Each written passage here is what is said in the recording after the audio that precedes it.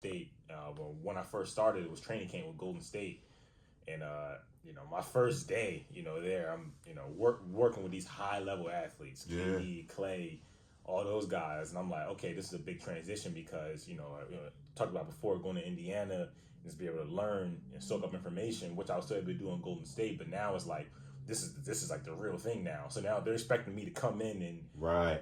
make an impact and bring initiatives and things Yeah, like ain't that. no more learning. Like There's we no more winning. learning. Yeah, exactly. And it was like they're expecting you to come in and know certain things. Right.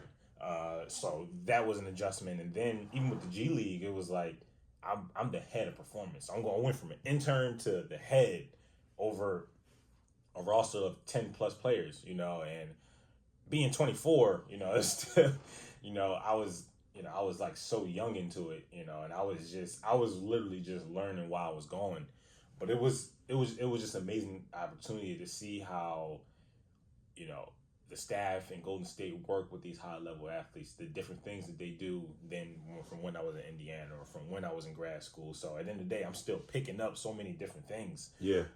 throughout this process, but man, just like the whole experience was dope, because like I said, I really had a chance to run my own team, kind of, still make mistakes and learn and things like that, but then like you say, still be able to soak up that knowledge from up top. Obviously, like both teams were good. When I was in my first year, we went to the Western Conference Finals in the G League. The Golden State went all the way to the finals. Man, so it was amazing. I met so many different people on a whole different coast. I was literally on the opposite side of the country, from my family, 3 hours behind, so that was... Santa Cruz is not the most interesting part of California. I'm going to let y'all know that I went out there.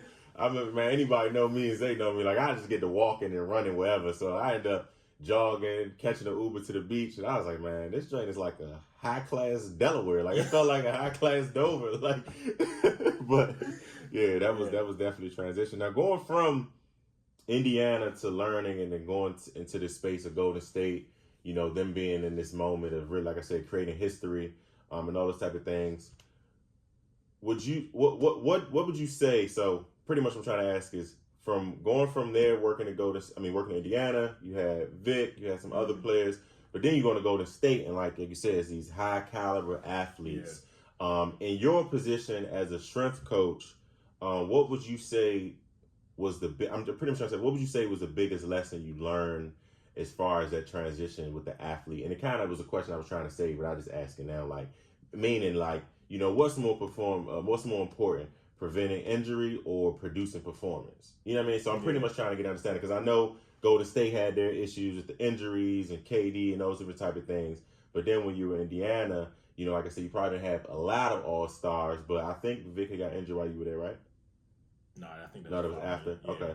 Yeah, so just pretty much trying to say, like, from working with like different group of athletes, like what is something that you picked up? Like, okay, what I was doing in Indiana may not work with KD and Clay, or may not work with this organization in the G League. Like, so what was something that you feel like you had to adjust, or you've realized what correlated, no matter what team you may be with? Yeah, for sure. So I think, to answer one part of the question, in our role, those are really the two main priorities: improving performance, and reducing the risk of injury.